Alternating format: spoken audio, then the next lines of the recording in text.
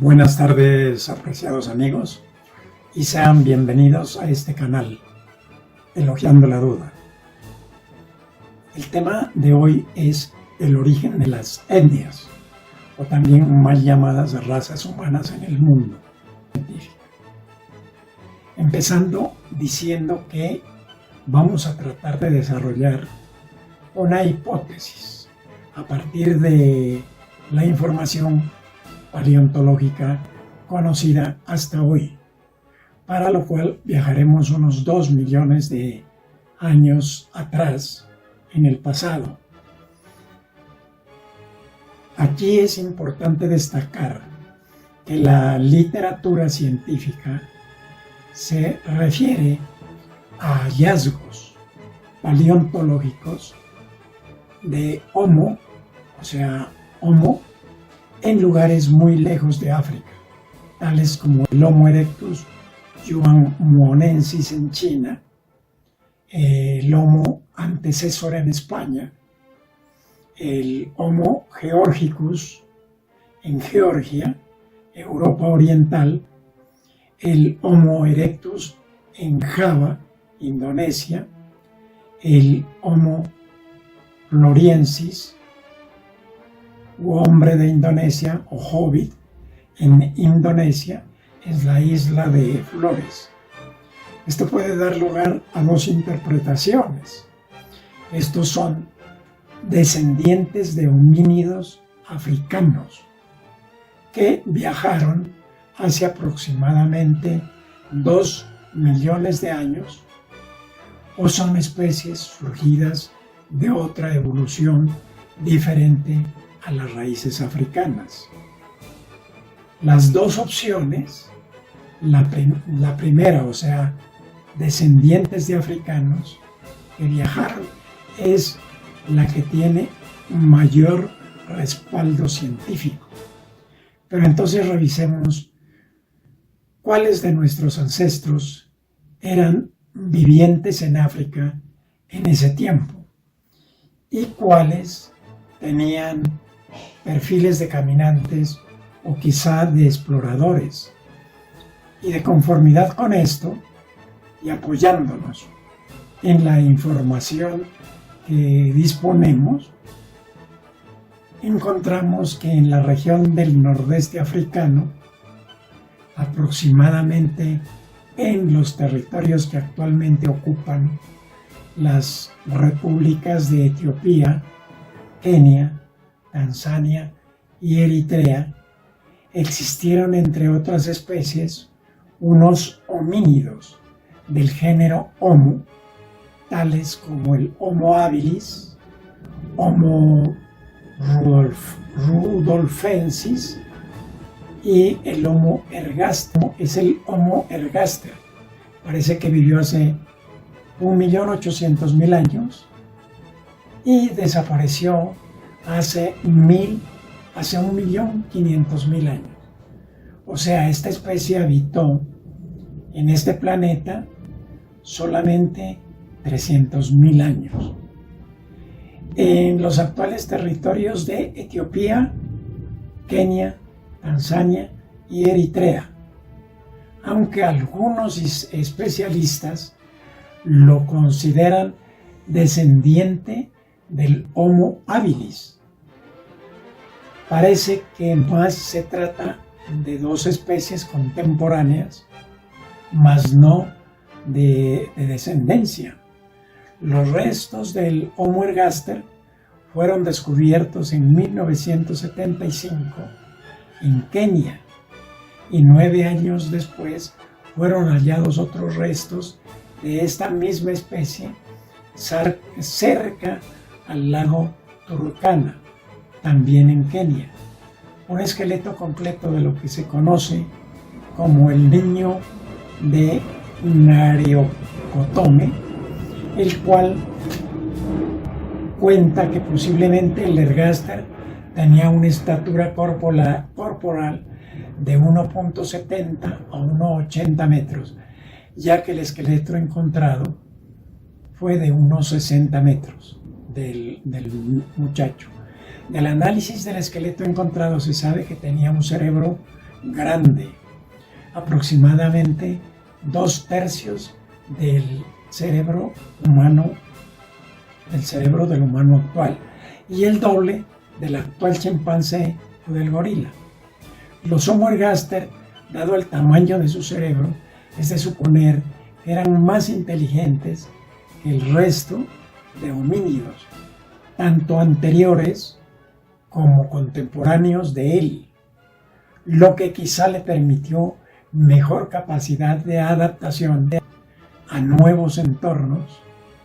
Otra particularidad de estos era que tenía sus pies parecidos a los pies de los humanos, lo que los hacía hábiles caminantes. Y por el largo de su dedo pulgar de las manos, los hacía igualmente buenos trepadores de árboles. Y una última característica y cualidad a la vez del Homo ergaster era la de ser gregarios, y eso les facilitaba la exploración de lugares desconocidos y ayudado por sus potentes piernas de caminante. Este homínido se lanzó a descubrir el mundo, dejando descendencia y asentamientos en cada uno de los lugares por donde viajaba. ¿Será que tanto el ergaster como el habilis salieron de África? Pero hay muchos paleontólogos que afirman que el Homo habilis nunca abandonó África. Y entonces, ¿cómo se explica que los Homos geórgicos, habitantes hace 1.800.000 años de la actual Europa Oriental, específicamente en la actual República de Georgia, eran posiblemente descendientes del Homo habilis? A pesar de al parecer, los ergaster sí llegaron al territorio que hoy es China hace casi 1.700.000 años. ¿Pero cómo lo hicieron? ¿Por agua? Tal vez no, porque en aquellos tiempos no existían las canoas o vehículos de navegación. No hay ningún fósil que demuestre lo contrario. A caballo o en general en alguna bestia no, porque aunque ya existían, no habían sido domesticados. Aún entonces, ¿fue a pie? Parece que sí, atravesando selvas, desiertos, ríos, entre tanto fieras. ¿Cuánto se demora uno caminando desde Kenia hasta China? Si son como 8.000 kilómetros en línea recta y casi 12.000 o más a pie, ¿cómo se supone que fue semejante viaje? ¿Y cuál sería el premio o motivación para hacerlo? La única forma de realizar semejantes viajes en aquella época era por el modo de colonización, o sea, caminar en manada un gran tramo, y si se lograba encontrar un territorio adecuado en cuanto a clima y alimentación favorable, así fuera después de unos cuantos días o quizá meses, decidirían quedarse a vivir allí, reproducirse y morir. Al fin y al cabo no tenían una meta que cumplir, como decir, tenemos que llegar a tal o cual parte, o tenemos que caminar tanto tiempo. Nada de eso. Incluso en el tal sitio se podían quedar mucho tiempo y desarrollar una o más generaciones, hasta cuando el grupo, tribu o familia haya crecido tanto que los recursos ya no les eran suficientes, y fue cuando algunos nuevos miembros del grupo decidieron irse a buscar nuevos territorios aptos para sus necesidades. Siendo así, los Homo ergaster sí pudieron llegar hasta la China en unos cuantos miles de años, y lo mismo pudieron haber hecho los Homo habilis hasta llegar a lo que hoy es República de Georgia. La anterior disquisición tiene que ver con el origen de los actuales idiomas y etnias humanas. Por ahora únicamente nos referiremos al origen de las etnias, porque del origen de los idiomas no podemos hablar aún, ya que eso viene después, unos cuantos miles, debido a que nuestros ancestros Homo habilis, como el Homo ergaster, no podían hablar debido a la ausencia de un huesillo ubicado en nuestra garganta llamado el hueso hyoidis y el gen HOX-B2, los que vinieron a aparecer con la evolución aproximadamente 500.000 de años después en la especie Homo erectus, posible descendiente del Homo ergaster, lo mismo que ascendiente directo del Homo sapiens. Como todos sabemos, el Homo sapiens es ya la especie humana, así que por ahora concentrémonos en el asunto de las etnias. Pues resulta que en este asunto juegan papel importante el clima y la alimentación. En dichos cambios, el clima, porque tanto el viento como el sol incidieron en cambiar algunos rasgos de la morfología, especialmente de la piel, como caras más angulosas y cuadradas, ojos un poco más rasgados, etc. Y en cuanto al sol, sí parece que produjo cambios más drásticos, debido a la intensidad de los rayos, ya que no es lo mismo recibir el sol en la zona ecuatorial africana que recibirlos en el centro, en el norte de Europa, especialmente en invierno y otoño e incluso en primavera. Estos son mucho más tenues, por lo tanto la melanina que proporciona el color oscuro de la piel ya no era necesaria. Y no solo eso, sino que se convertía en un obstáculo para la absorción de los rayos solares que coadyuvan a la formación de la vitamina D, tan necesaria para la adecuada absorción del calcio, el que a su vez es necesario para el fortalecimiento de los huesos. Esa conversión de gente negra en gente blanca, debido a la evolución con influencia del clima y la comida, se demoró algo así de 1.800.000 años. Las especies habilis y ergaster posiblemente fueron negros. No es posible comprobarlo. Los descendientes chinos ya tenían piel más clara, más blanca. En cambio, los descendientes del Homo georgicus sí debieron tener piel blanca. Veamos cómo pudo haber sido. Si nos imaginamos por qué sitios debieron realizar las caminatas y asentamientos tanto de los Homo habilis como de los ergaster, podemos comprender cómo se pudo ir dando el cambio en el color de la piel.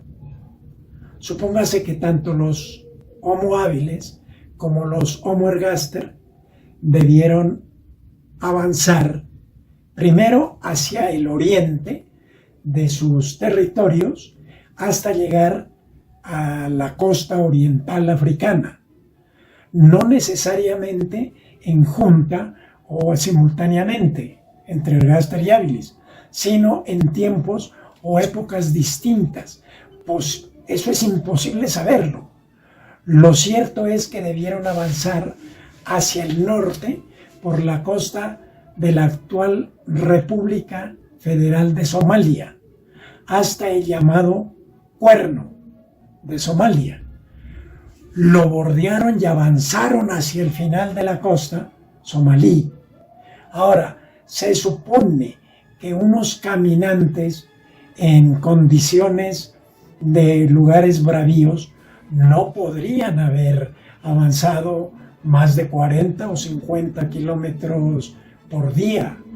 Es posible también que hayan continuado hacia el norte, pero lo más seguro es que ni los Ergaster ni los Áviles hayan podido atravesar el agreste límite del Valle del Rift, dado que son montañas y acantilados inexpugnables. Entonces debieron encaminarse hacia el oriente y haber cruzado el estrecho que actualmente se llama Bab y el Mandeb, que separa el Cuerno de África de la península arábiga. Es que es más fácil hacerlo por este lado que por el norte, porque posiblemente en ese tiempo el mar era más bajo y máxime en verano, en que bajaría su nivel al máximo y afloraría incluso el fondo del mar en este estrecho. Y efectivamente que así debió ser. Continuando con nuestro imaginario viaje de estos homínidos, tanto los Homo ergaster como los Homo habilis debieron bordear las costas del sur de lo que hoy es Yemen y Omán. Posiblemente bordearon los Emiratos. Ahora, como es probable que ni los habilis ni los Ergaster hubiesen sido capaces de cruzar el estrecho que separa a los Emiratos de Irán, actualmente conocido como el estrecho de Hormuz, lo más seguro es que hayan decidido no continuar al oriente, sino al norte hasta Qatar, y por allí continuar aún más al norte, bordeando la costa oriental de Arabia, en el actual Golfo Pérsico, hasta Kuwait, y continuarían al norte, bordeando la margen occidental del actualmente conocido como el río Sad al-Araf. Los Homo habilis al tomar tomaron posiblemente la orilla occidental del río Éufrates hacia el norte hasta encontrarse con lo que actualmente es el sureste de Turquía y seguir a llegar hasta el Mar Negro, seguir por sus orillas orientales hasta llegar a Georgia. Mientras que los Ergaster debieron regresar al sur por el costado oriental del mismo Golfo Pérsico y continuaron avanzando por las costas suroeste de la India y Calcuta hasta llegar a Bangladesh, específicamente a Khulna y Chittagong. Igualmente llegarían a Birmania, especialmente a Tantwe, Rangún y Kangwon. Debieron llegar hasta la actual Federación de Malasia, en las actuales ciudades de Taiping, Malaca y los actuales territorios del Parque Nacional Pret Monibong, al sur de Camboya. El siguiente asentamiento debió estar ubicado sobre las coordenadas 10 grados 23 minutos norte y 107 y 110 grados 7 minutos en Dung Tao, en Vietnam. E igualmente otro asentamiento debió estar ubicado en la región Ta Hoa. Aquí es importante destacar que en la actual región del condado Yuamong, al sur de China, se descubrieron fósiles con rasgos distintos del Homo ergaster, pero muy parecidos, como si fueran una especie o subespecie más, un poco más evolucionada. Estamos hablando del Homo erectus yuanmuensis, cuyos restos fueron encontrados el 1 de mayo de 1965 por el geólogo chino Fang Yang. Por lo anterior, es posible que podamos ir mirando cómo iría cambiando el color de la piel y otros rasgos que diferenciaron a los ergaster de sus descendientes más evolucionados. Por ejemplo, los que llegaron al norte de Somalia seguían siendo negros, pero como algunos se asentaron en dichos territorios, fueron teniendo hijos cada vez más desteñidos hasta llegar a lo que hoy conocemos de los habitantes de dichos territorios, que son negros, pero mucho más claros que los que se quedaron en Etiopía o Tanzania, y aún mucho más claros los encontramos en Yemen, Omán y Emiratos Árabes, Qatar y Kuwait. En cambio, los Homo erectus se conoce al hombre que se conoce como el hombre de Java, debieron ser negros, debido a que compartían similar clima al africano, de donde eran oriundos. Si nos atenemos a que estaban ubicados en la misma latitud Tanzania y Java, pero mucho más lampiños, por ejemplo, por efecto del viento. Al continuar con el posible recorrido de los Homo habilis, no sería para nada raro que éste no haya llegado a Georgia, pero sí sus descendientes. Este supuesto obedece a que no hay registros fósiles del habilis en esta parte de Europa, pero sí del Homo georgicus, el cual, según los análisis que han hecho los paleontólogos, es descendiente del Homo habilis, los cuales, atendiendo a la explicación dada sobre los efectos del sol, del viento y la alimentación, debieron engendrar descendientes cada vez más claros hasta llegar a la piel blanca.